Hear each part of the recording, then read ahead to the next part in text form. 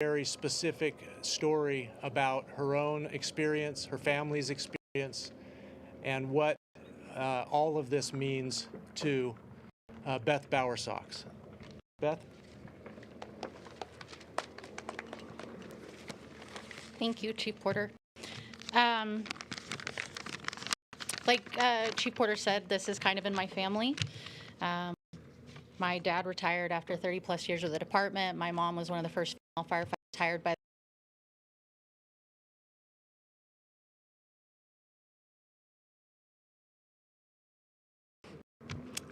in 2018, nearly at the end of a 12-hour shift, I, in my capacity as a communications operator here in the Butte unit, dispatched what would end up becoming the state's deadliest and most destructive fire. I didn't know at the time, while naming it the Camp Fire, that in the following 24 hours, it would lead me to having to evacuate my own home in Paradise, which did burn, but fortunately, due to the quick actions of CAL FIRE engines in the area and my own defensible space, survived. I took hundreds of 911 calls, some from friends and neighbors, some who passed. Hearing about the innumerable losses suffered by my coworkers, many of whom were out fighting fire as their homes burned, and then finding out that my own brother and one of his firefighters were injured by an exploding propane tank. The damage the fire caused to the communities of Concow, Paradise, Butte Creek Canyon, and Miguel was unimaginable. And yet, less than 2 years later, we were experiencing the exact same thing in the communities of Berry Creek, Feather Falls, Forbstown, and Brush Creek with the 2020 complex. Once again, I had to evacuate my own home, help friends evacuate theirs, and see the incalculable losses suffered from fellow firefighters, coworkers, and friends due to fire. As Chief Porter and many in the department have said over the last few years, fires in California are changing. The severity and aggressiveness which they burn has increased, as is the damage and losses that they leave behind, not just in property damage, but damage to the land, the environment, the communities, lives, and the trauma suffered by evacuees, survivors, and first responders. Because of these changes, we also have to change. The tactics we use cannot just be offensive, but also be defensive. And while CAL FIRE has worked diligently and tirelessly over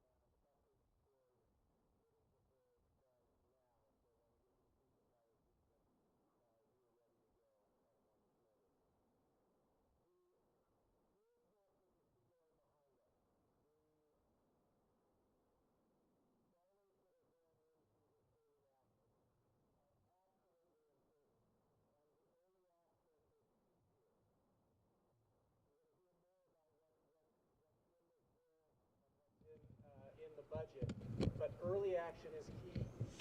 We don't have to finish a project in order for it to have positive impacts. The first day that a project is started, there are impacts. It might be that first day and the morning of the second day, a fire starts in an area that piece of the project was key to stopping, or key to allowing firefighters the opportunity to actually take a stand and keep a fire from burning up into a community. Every single day matters. That's why this early action is so important. And with that concept, keep that concept in mind. I'd like to bring up Assembly Member Bloom and for your remarks. Thank you.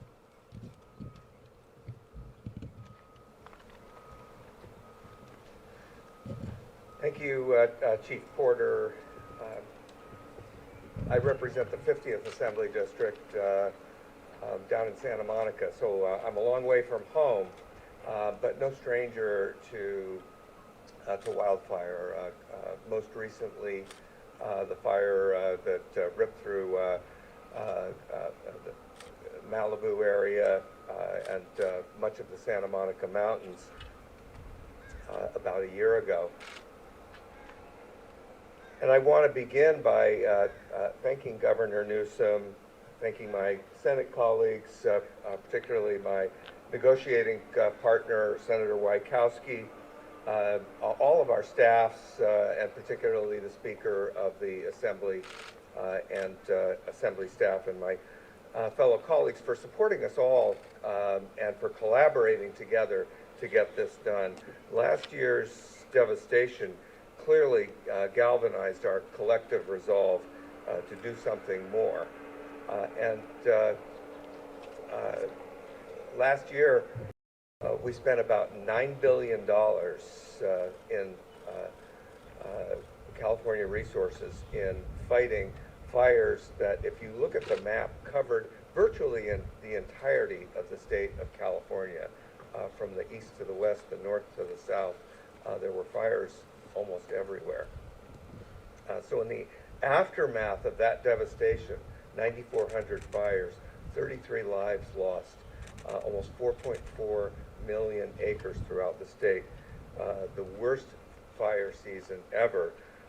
In the aftermath of that, we decided to hold hearings in Sacramento that were 100% dedicated not to fighting the fires, because although it was tough, we had the economic resources to draw on to do everything we could to fight the fires. But we have had an emerging understanding that we're not doing enough to prevent them in the first place. And so that became the topic of our hearing in the fall. And then we were grateful to learn when the budget was released in January that the administration was on the same page. This issue of prevention was front and center, and $1 billion was proposed. Much of that money, as Chief Porter said, for early action, and then additional funds in the June budget. What does early action mean? It means that instead of waiting until June and then allocating money, and then in the months subsequent, money gets allocated, we're allocating money that will be released immediately and can begin to do good almost immediately. We also wanted, and because it was early action, we wanted these projects to be shovel ready. So that was something that we focused on in our subsequent consideration of the governor's proposal. These funds needed to be this $1 billion needed to be about prevention and not suppression, because we know that the funding is there by and large for the suppression needs that we have. And very importantly, particularly for folks in Southern California, we wanted to make sure that the funds that were going to be in this prevention package, that they were appropriate to the region. So in Southern California, for example, we have a lot of chaparral areas. It's much different from the terrain here. And the prevention methodologies that apply in chaparral are different to the woodland forest, and we wanted to make sure that all of the money was spent appropriately. The resulting agreement that was entered into, that became the basis for these budget bills that we're here to sign today, respected all of these priorities. So I'm very proud of this accomplishment. And I want to close by talking about my son, who, like Beth Bowersock, is in the fire service as well. He's a firefighter in Culver City. He's been called out on a number of strike teams and has been out in the field. And he happened to be over for dinner Sunday night, and so we spoke about the effort that was coming to a conclusion on Monday on the floor of the Senate, on the floor of the Assembly, and that will be signed today. And he said, you know, Dad, we're already expecting that we'll be called out in short order. We know that there are going to be additional fires. We know that every fire season over the past many years has been successively worse, culminating in what happened in 2020. And so he told me he knew he was going to be busy this year, and that reminds me that the focus here is on how much work lays ahead of us, and we need to be conscientious about making sure that this very important funding that we provide this year continues on into the future, because we won't get it all done this year. It needs to be a continuous effort. So thank you again. Thank you, Governor, for your leadership on this issue. Senator Wojciechowski for being my partner. Let's resolve to continue to work together on this issue in the years to come, and always with the goal of growing our efforts on preventing fires so that we have fewer of them to actually fight. And it is my pleasure now to introduce my friend and colleague from Fremont, Senator Wojciechowski. Thank you, Richard. And for the members of the press, if you have an opportunity to walk by one of our CAL FIRE folks, check out the patch on the side of their uniform, because it says the California Department of Forestry and Fire Protection. And a lot of times we've forgotten the fact that these folks are forestry workers foremost, and then they fire suppression folks. So today is the down payment, or soon the governor's going to come up. I even brought a pen in case he doesn't have one, so we can sign this. But this is a package of early action that we want to take to create an architecture for all hands on deck. Chief Porter said he talked to the folks and said, really, what you can do to harden your house individually, cut down some excess, or pick up some excess brush. I guess the former president would act like we're all Norwegians going out there and picking up leaves, but it all counts. And what this bill does, it creates that architecture going forward in the budget year and in the years forward, so we can plug in different amounts of money to get our forests in good health. I think my colleague from the Assembly, who I've worked hard with, don't want to tell you guys any battles that we had with the administration to getting to the point. But what the package does is it gives a little bit to everyone, and it talks to our fire safe councils, our counties, the regional folks, that we're going to need your help. It's not just all CAL FIRE doing this. Loads of this money is going to go to local businesses, local fire councils, so that they can do the work immediately that needs to get done.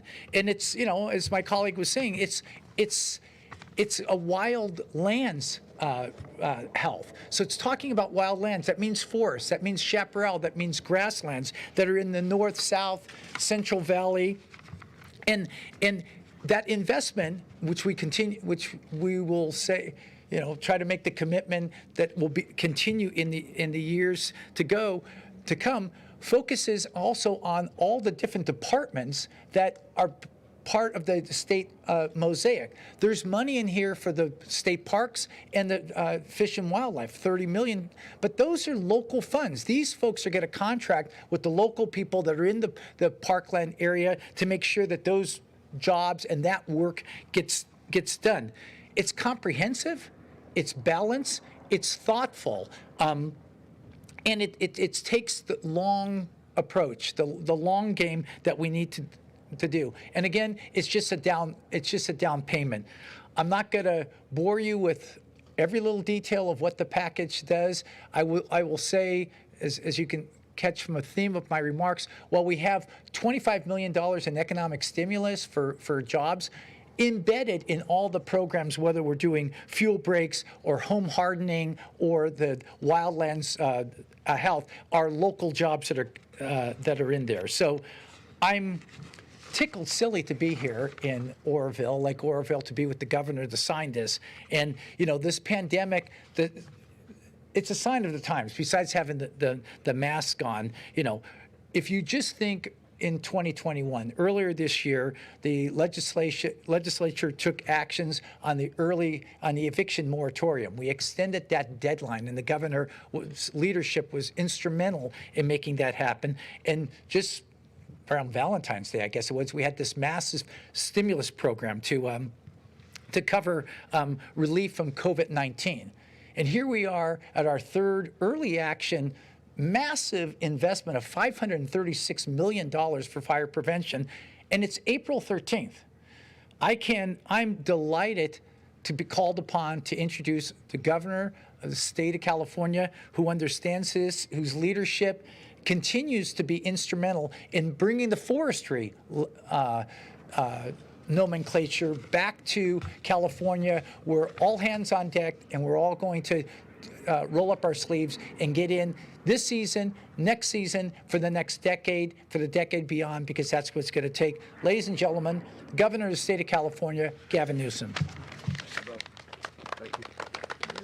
Thank you, Senator. And let me just pick up on the Senator's comment, because I think it's important to reinforce. I really appreciate the Assembly member and the Senator being here, but I also appreciate the spirit that brings them here, and that's the spirit of urgency and immediacy, the framework that we have advanced over the course of the last number of months to move on priorities for the state of California and 40 million people that trust that this state has their back. And the fact that we were able to move forward as we were working together across many differences on an early package as it relates to rent moratorium, or rather eviction moratorium, on a rent support, $2.6 billion. The efforts we did to advance a similar amount of money, $2.5 billion of small business grants, and a $3.8 billion stimulus, the Golden State stimulus, to working families and the working poor in the states. Demonstrable example of the partnership between our office and the legislature. The fact we were able to move together as well on that action, $6.6 billion to get our kids safely back into in-person instruction. Well over 9,000 of our 11,000 schools now have either reopened for in-person instruction or have a date set for in-person instruction. Again, just further cause of advancing a framework of true collaboration. And that is not, I assure you, shared all across this country. I have the privilege, including this morning, to speak to my fellow governors all across the nation, and that is not always the case. And yet here we are again in that spirit of urgency and meeting a moment with a $536 million early action to address the pressing issue of wildfires in the state of California. I couldn't be more pleased, and I couldn't be more blessed by not only the partnership, but their leadership. Assemblymember Bloom, thank you for your leadership. Thank you for your son's service. Senator Wachowski, thank you for your leadership and your stewardship to advance a cause that was intended to be advanced later in the year in June. But that sense of urgency, this early action, brings over half the money that we had proposed to be set aside for wildfire preparedness and preparation and some suppression dollars, and brings it now into the present. When I sign this bill today, we'll be advancing the cause of advancing more prescribed burns in this state, more home hardening support in this state, more efforts to support rural communities and rural economies through wood materials and wood products, and the opportunity to support small businesses through grants and loans to support our collective efforts all across the state. We build partnerships and bridges with local nonprofits as well as conservancies all across the state of California. We do it, as always, with an equity lens, mindful, as always, as the Assembly member was stating, that one size does not fit all. The unique conditions up here in Butte County are very distinctive from the conditions down in Ventura and Santa Monica and other parts of this state. We're also very mindful that we need to continue to do more to support the men and women in uniform. And that's why we were pleased just a few weeks back through an emergency appropriation to provide $80,740,000 to support another 1,399, 1,400 new CAL FIRE staff members to get a jump start and to get moving early on this wildfire season. And I just want to compliment and thank Chief Porter and his leadership and his entire team, to all the men and women in uniform at CAL FIRE. Thank you for your service. Thank you for your heroism. Beth, thank you for putting this in perspective and bringing your personal story when you noted that not only had you suffered a loss in terms of your own home and the bravery, the demonstrable bravery of your family members that came to rescue, but the idea that you were taking calls from people you knew personally in those 911 calls, including when you stated this, folks that lost their lives. I can't even imagine what it must be like to be back here talking about that so publicly, having experienced that so recently. So Beth, just thank you for your incredible leadership, and thank you for your courage being here today and bringing this whole issue back home. I was up here a couple years ago at the campfire. I told folks in Butte County I'd come back. This is my 6th time back in the county. We're here for the long haul. We're not just here when the cameras are on. We're not just here when the fires are burning. We want to be here for the recovery, and we want to be here mindful that good enough never is, that this is a constant and never-ending challenge. There is no definition of success. It's not a place. It's more of a direction as it relates to the issues of wildfires. Just consider the spot behind me that's had 4 years of prescribed PERNs. You got to constantly keep at this. It can't be interested in addressing the issue of preparation. You've got to be committed year in and year out. And that's what's different now, is we are committed as a team, as a partnership with the legislature and other state agencies, including now the federal government, no longer a sparring partner, but a working partner. Federal government, where we're not addressing headwinds, but tailwinds in terms of the support, a memorandum of understanding doubling our respective commitments to vegetation management and forest management and prescribed burns, to support the Biden administration with resources, not just rhetoric, to help this collective cause. It's a different paradigm. It's a different framework. But we recognize, in the spirit of Beth's comments, spirit of Chief Porter's comments, that we have to recognize the hots are getting hotter. The dries are getting drier. Just look at this boat launch. This boat launch is supposed to launch a boat. There's no water behind us. We're now at a reservoir that's a 40-year low. And we're only in the 2nd year of these new drought conditions. It was just a few years ago. We had abundance. Not only the hots are getting hotter, the dry is getting drier, but the wets are getting wetter with these atmospheric rivers. And you saw that flow that impacted the spillway here at Oroville Dam. And so these extremes in fire, extremes in fire conditions, fire weather, where you're seeing, as we were down at Shaver Lake just a week or so ago, and we were discussing the magnitude of 371,000 acre fire up there in Fresno County that took literally the snow and precipitation ultimately to put that wildfire out. We talked about that cumulus cloud that went up and literally created its own weather conditions, some 50,000 feet up. These are extremes, the likes of which these men and women in uniform have never experienced, and neighbors, friends, family have never experienced. So as a consequence, we got to change our approach, change our strategies, and we need to step up our efforts. So this is a down payment, as was noted. This is not the totality of our efforts. Another 1,400 firefighters. We got the helitack crews that are being trained. They'll be fully operational by May. We've got new fire and hand crews, the California Conservation Corps, and the good work that they do each and every day. We're going to support more of their efforts. We're addressing some of the prison population issues and the fire crews by extending from 5 to 8 years the ability for people to take advantage of the opportunity to get out and contribute through public service. Their efforts, again, expanding the pool of available support as well. We are anticipating need for more mutual aid. We have a remarkable mutual aid system.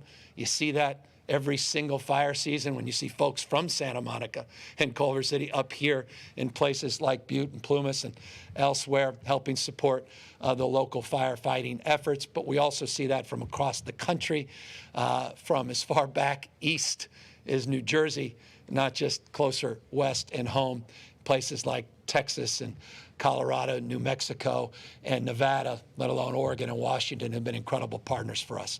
We got more C-130s that will be coming into our fleet. We have more Black Hawk helicopters. They'll also be coming back into our fleet. We have new weather stations, new infrared technology, new IT for early detection, early warning. We have new, more robust firefighting strategies and plans with our investor-owned utilities, including new mandates for PG&E as it relates to wildfire prevention and oversight from the Public Utilities Commission, with real sanctions and real comprehensive plans to address the issues of undergrounding, hardening, all the related issues that need to comprehensively be considered in order to keep this state safe. That said, in closing, what Chief Porter said, I hope people paid attention to. This will be an active fire season. Why do we say that? We say it because we don't anticipate that. We know that based upon the experience to date. More than 2 times the number of wildfires in the state of California we've already experienced since the beginning of January compared to last year. And was just stated by the Assembly member, 4+ million acres burned last year, more than 2018 and 2019 combined. And while it wasn't the deadliest or most destructive wildfire season, it certainly was in terms of the total acreage burned. That said, final words, I want to just extend heartfelt appreciation and condolences to those families that were torn asunder, the 15 people that lost their lives in this North Complex, origin being that Bear Fire.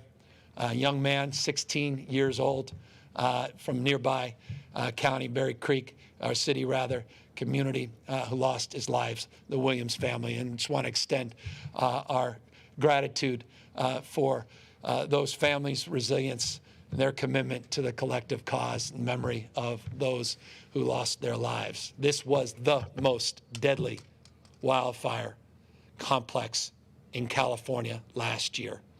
Was the 5th deadliest in the history of the state. And this complex represented the 6th largest wildfire in California's recorded history. We talk in terms of records because every year we seem to break these records.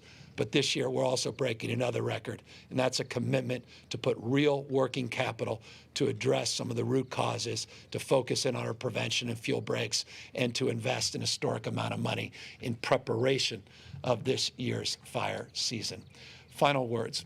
I want to just pay note to what is grabbing a lot of attention, and that's as it relates to the issue of the J&J vaccine here in the state of California. J&J represents about 4% of our weekly allocation in this state. It will not materially impact our ability to fulfill our expectations and commitment to provide enough vaccine to fully vaccinate all those that seek to get vaccinated so that we can begin to more fully open our economy by June 15th. We will not delay our efforts later this week to open up vaccine eligibility to all Californians 16 and over. That's on track. Many counties and cities have already moved in that direction. We anticipate more Moderna and Pfizer vaccine this week compared to the week prior, and our pharmacies anticipate getting more direct allocation of those same 2 vaccines later this week. 6.85 million J&J vaccines have been administered in the state, including into my arm. The J&J vaccine has been extraordinarily safe, save for 6 specific reported instances that the CDC and the FDA have highlighted today. That's less than 1 in a million incidences that were deemed severe. And tragically, one individual lost her life. It's impacted women 18 to 48 years old. We will learn more about some of the nuances and details in terms of where those vaccines were administered and who those individuals are in the days and weeks. We met virtually today with Dr. Fauci and the task force, the White House, and governors from all across the country to be briefed on this decision that was made less than 24 hours ago. We are aligned, not surprisingly, our efforts here by pulling the J&J vaccine from our clinics and our distribution network. We have 8,800 individuals that have current reservations on the My Turn app, and we're working to convert those reservations to Moderna and Pfizer alternatives in real time. More information will be forthcoming on that. Continue to make the case these vaccines are safe and effective. 23 million doses have been administered in the state of California, more than all but 5 other nations in the world, more than 7 million doses than any other state in our nation. We have the lowest positivity rate, not just the highest number of administered vaccine doses in the nation, 1.5% positivity rate today, 1,568 individual cases, among the lowest number of cases reported in some time. Tragically, though, 9 people did indeed lose their lives. This pandemic disease remains deadly. And the way we defeat this disease, the way we turn the page, is we get vaccinated. And the sooner we get vaccinated, the sooner we open up our businesses without any restrictions. 4 new counties today moved into less restrictive tiers. That's encouraging and good news. We hope to eliminate that blueprint as early as June 15th, but we can't do that unless people get vaccinated. And we are mindful that with the J&J, our ability to do as much as we had anticipated this week and over the next few weeks is impacted, but our medium and long-term goals are not impacted because of the abundance of Moderna and Pfizer vaccines that we indeed anticipate, not only this week compared to next week, but also in the subsequent and upcoming weeks. And so we were assured of that again today in our conversation with the White House, and we continue to be mindful that as a Western states collaborative, we also have a role to play in the safety and the efficacy. And our Western States Safety Advisory Task Force is meeting later today, and will be reviewing the decision from the CDC and the FDA for consideration and concurrence as well. And so that's just, forgive me, long-winded perhaps, but an important, I hope, comprehensive update on where we are with the J&J vaccine and where we are on our vaccine efforts more broadly. But again, we're here for a purpose, and that is to sign this bill. With that, though, I'll take some questions, but we are here indeed with Senator Okowski's pen to make sure that this bill is signed before we adjourn. With that, we're happy to take any questions. Hi, Governor. Sophia Bolag here from the Sacramento Bee. You mentioned that the state has experienced the past 2 years of drought conditions. There's a bipartisan group of lawmakers that are calling on you to declare a drought emergency. You said last week you're not planning to do that. I'm hoping you can explain in a bit more detail the scientific threshold that you see for declaring a drought emergency and why California hasn't reached that yet. Well, we have drought conditions, and I've maintained, as I stated last week very clearly as well, we are in iterative process, open argument, and we are working with our partners across the spectrum, including conversation I had with the Interior Secretary yesterday on this topic, among a number of other topics. And so we have here today, just coincidentally, Wade Crowfoot, head of our resource agency, who ran point for the Brown administration on all things drought. And I may take advantage now of his being here and ask him to come up and say a few additional words on the topic of drought conditions versus drought emergency and where we are in the process of making an ultimate determination on your question. Wade? Thanks so much, Governor. I'm Wade Crowfoot. I'm the Secretary for Natural Resources. So emergency proclamations obviously provide the governor certain powers that he would not have under normal circumstances. And as a result, emergency declarations are considered very carefully given the change of authorities that provides. To date, our agencies, mine included, have been coordinating for several months to prepare for the conditions we now experience.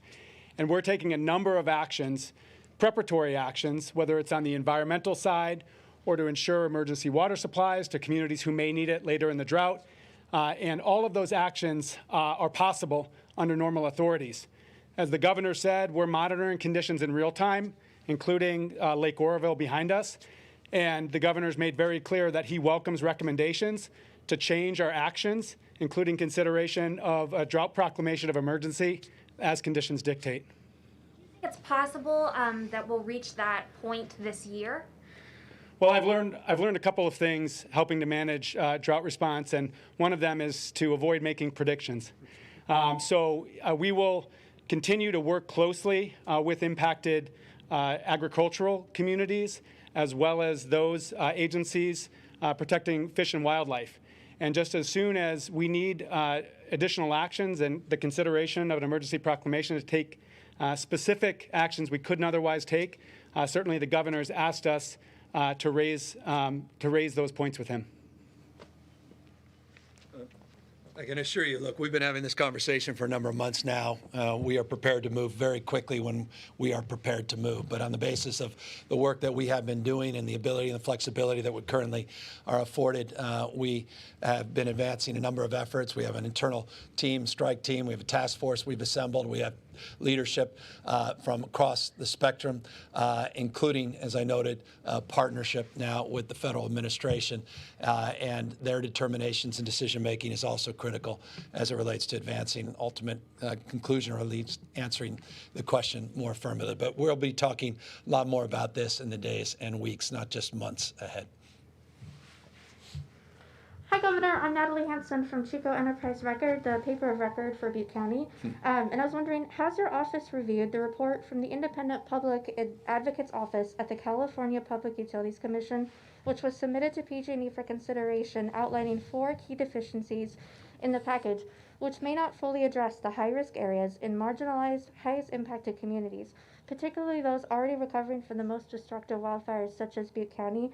Had your office reviewed and discussed how to further address gaps in resources for those most marginalized and recovering communities? Yeah, I'll take advantage of the opportunity to more specifically get back to you, and we'll make sure that we'll respond in real time, and I'll get you the details of who in our office has reviewed that in detail, specific to the items that you just referenced.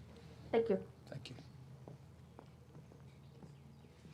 Hi, Governor Newsom. My name is Christian Lopez. I'm a reporter with Action News Now in Chico. And I was wondering how this money is going to be distributed within the different counties and some of the ways that counties can use these funds. No, I appreciate it. Look, we're going to be working with conservancies. We're going to be working to provide grant funding. We're going to provide that not only to formal NGOs and community-based organizations, but also to private sector and businesses. It's noted that there's a Catalyst Fund component of this. The Catalyst Fund is to catalyze investments, low-interest loans, to allow private sector entrepreneurs the opportunity to partner in terms of some of our forest management as well as vegetation management efforts. In addition to that, we'll be hiring locally, as we tend to do, as relates to hand crews and other supports that will provide and supplement the efforts of men and women in uniform, particularly through CAL FIRE. As it relates to the actual distribution, we didn't lay out a 58-county strategy with specific prescribed dollars attached, but we provided in what was, I think, significant, and I'm very grateful to the Assembly member and the Senator, we provided flexibility that we haven't seen in the past to provide different counties that have different requirements and different distinctive conditions the ability to access these dollars, when in the past those dollars were set aside with prescriptive language that often made places like Santa Monica Mountains and Ventura County and the unique conditions there ineligible for some of those grant funds. But $536 million portions of which, if you can, we'll provide in the press release, you'll see specifically which percentage of those dollars are apportioned for what specific purpose.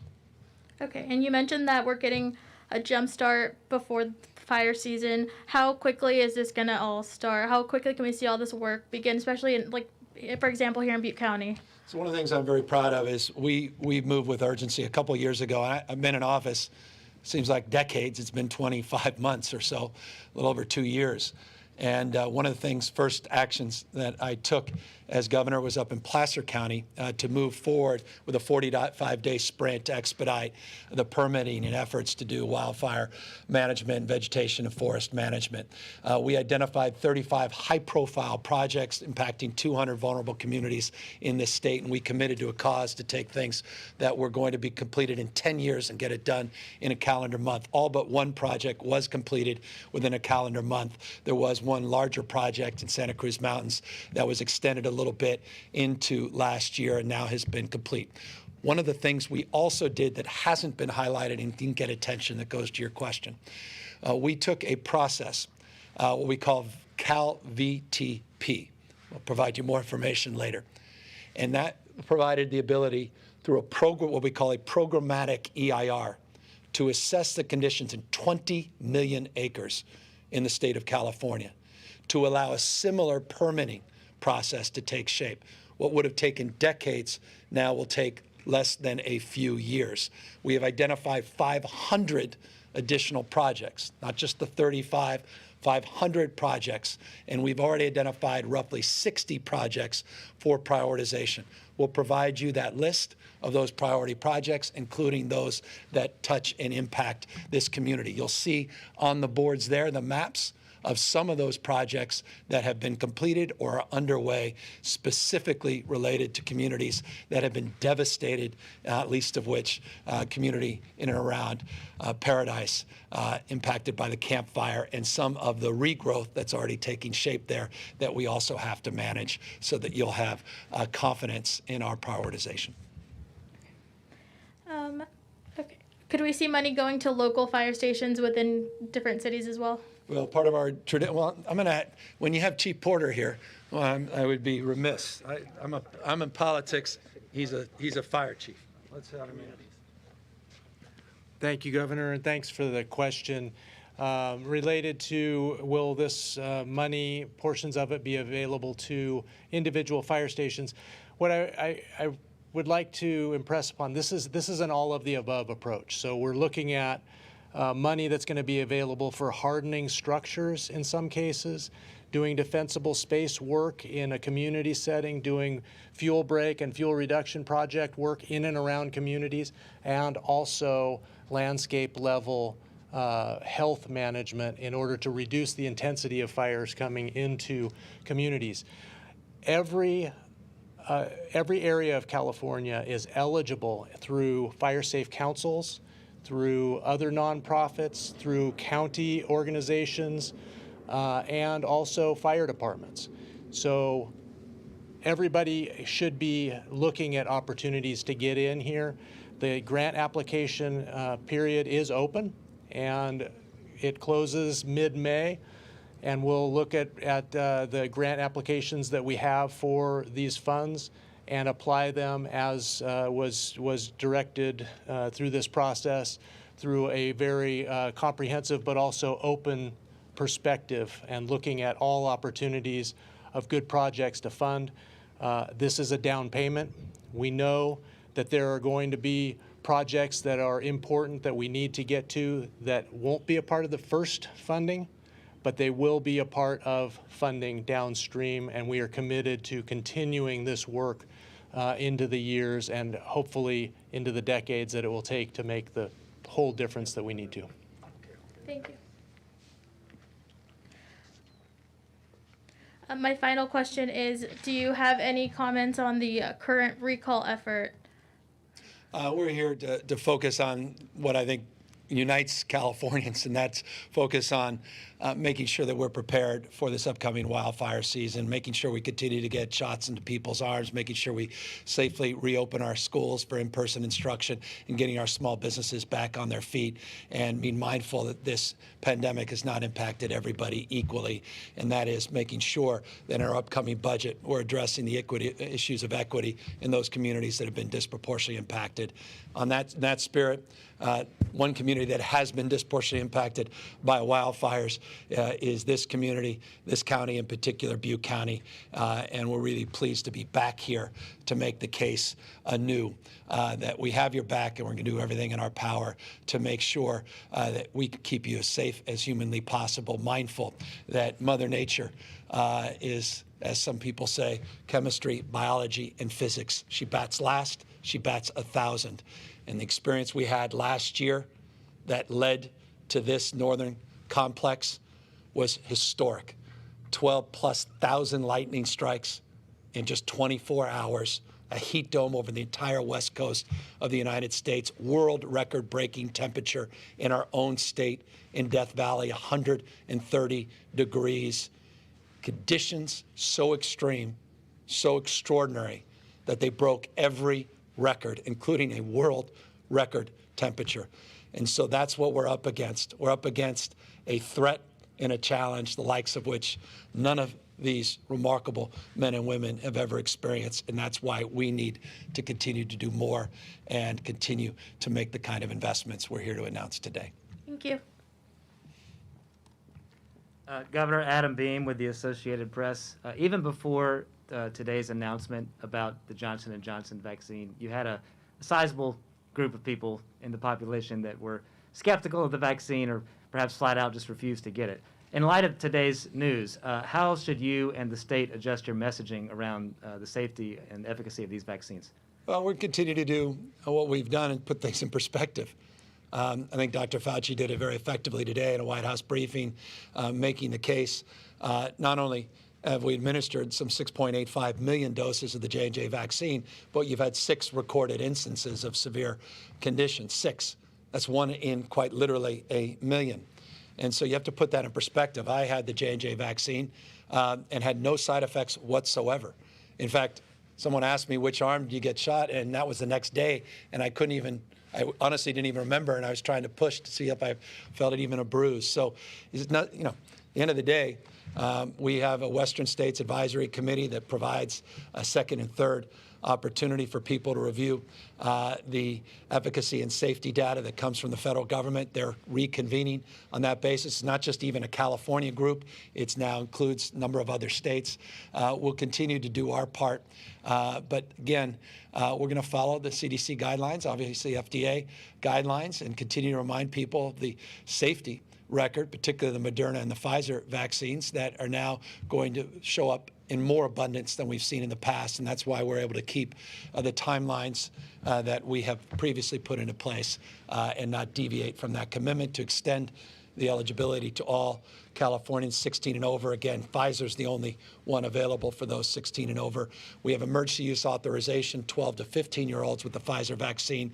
That's pending, and we'll make announcements if indeed that is formally lifted by the federal government after it's reviewed by our Western States Advisory Committee. But again, I think just putting things into perspective, forgive me for the long-windedness, is the most succinct way that we can more clearly not only answer that question, but answer that concern. And finally, for me, does the state have a model for when we expect us to reach herd immunity, and if so, when would that be? Well, again, I fear it's a little illusory, this notion of herd immunity. That's my personal opinion, but it's also a professional opinion. Here's why. You have resistancy. You have people that simply are not going to take the vaccine. You have a population, if you're going to reach herd immunity, that must include all of our children as well. And yet we don't have emergency use authorization or authorization broadly for people below the age of 16. You also have to be mindful of the variants. We have 1,097 UK variants that we've sequenced, roughly 35,000 sequence we've done, genomic sequence we've done in the state of California, 1,097 UK variants, over 12,500 West Coast variants. We have South African variants, and we have a Brazilian variant, now 48 Brazilian, 24 South African, 23, forgive me. And so those variants, combined with resistance, combined with the fact that not all of the herd is included in terms of the availability or accessibility of the vaccine, make that question very difficult, forgive me, very, very difficult to answer. And I am not just aligning myself to percentage estimates from 70 to 85 plus, I heard the other day, 90% to get to herd immunity. I'm just considering other factors as well. Hi, Governor. Ashley Zavala with Nexstar Media Group. I wanted to follow up. I know the USDA Secretary sent you a letter last month on declaring essentially 50 of California's 58 counties natural disasters due to drought. I'm wondering if there was any follow-up conversation there and the work essentially between the state and federal government on that front. Yeah, almost on it. When I say this, I'm prone, it's not being prone. You may assume this is exaggerated when I say this, but it's not. Daily, we're in conversations, at least Monday through Friday, with the federal government, including, as I noted yesterday, with the Interior Secretary.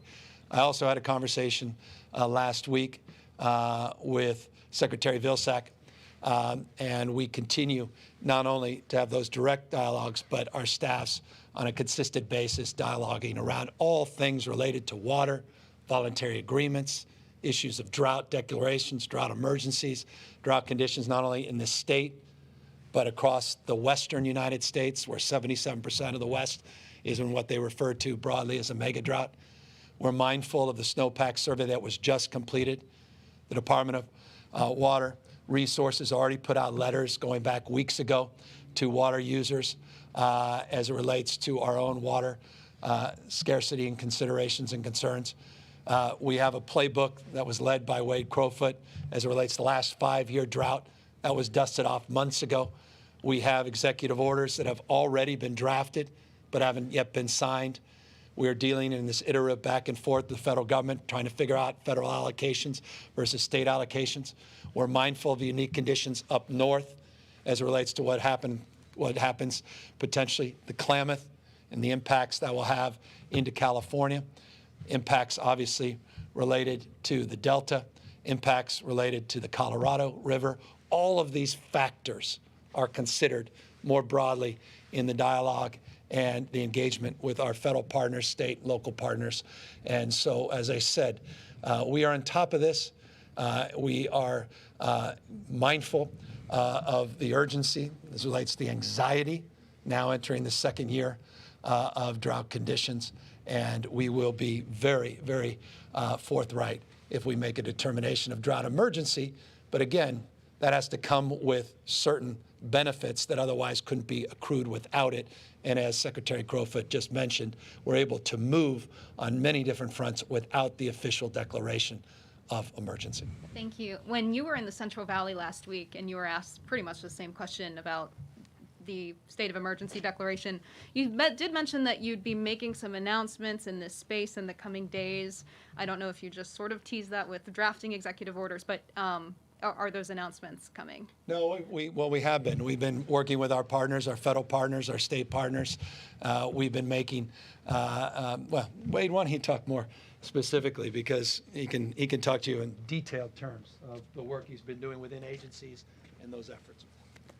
Yeah, thanks so much. So, as I mentioned, Wade Crowfoot, Secretary for Natural Resources, as I explained in my last response, not a week goes by when we're actually considering additional actions we should be taking, either on the water management side or on protecting fish and wildlife or providing emergency support to impacted communities.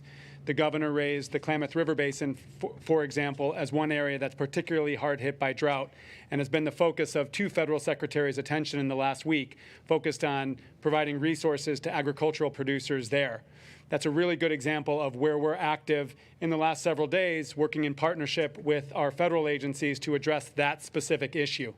So I think as it relates to the question, you'll hear more and more of our actions over time here as conditions dictate.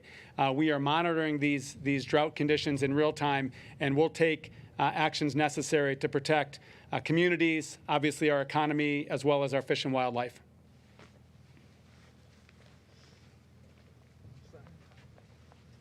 Any other questions? Well, with that, let me thank everybody for being out here again. I want to just thank Beth, Chief Porter, thank the incredible leadership, Assembly Member and the Senator for being up, not only being up here, but for their ongoing leadership, not just stewardship, as it relates to the issue of wildfires and forest and vegetation management. Final point, I just want to reinforce this because it's incredibly important. This is just a down payment. This just gets the ball rolling. This is early action. This by no means, no stretch of the imagination is the final word on the state of California's efforts to lean in to this wildfire season. We have a plethora of other issues, including LiDAR technologies and new satellite technologies that will come to bear, new partnerships that are being advanced across the spectrum, new mutual aid strategies, new strategies on PSPS, we didn't even get to that, and more expectation, particularly from our IOUs, not least of which PG&E, particularly for those here in Northern California. And so we'll continue to be on top of this, continue to make statements public, and continue the hard work of making sure we manifest the expectations that we set out here today, because when we sign a bill, that doesn't solve a problem. It's the work that comes after that signing, and that's why I must now move to the signing part of this conversation. Thank you all for joining us, and why don't we go to the engine, just because it's so pretty. How do we want to do this? What do you think? What do you want to stand? Just like right here? You want to do it on the... Where do you want? Is there like a place you guys had in mind? We're going to put you... Is this door open? You want to go sit in there? No, I don't know. I'll just sit. Hop in. I'll hop. No, that gets a little too, you know. I'll sit here. I'll sit here. Yeah, that's a little... All right. We'll have, you can see we prepped for this. Yeah, drive around wasn't playing. Shall we? Let's go back. I'll trade you. Yeah. It's already done. Thank you, guys. The pen, the paper. Thank you, guys. Appreciate all your work. Thank you, we had a plan. Thank you, Senator. Thank you, Assemblyman. I got to get over here. So, All right. I'll grab it. So you want it? Yeah. Thank you. Got everything? Plenty more, huh? Oh, yeah. All right. These are all my friends.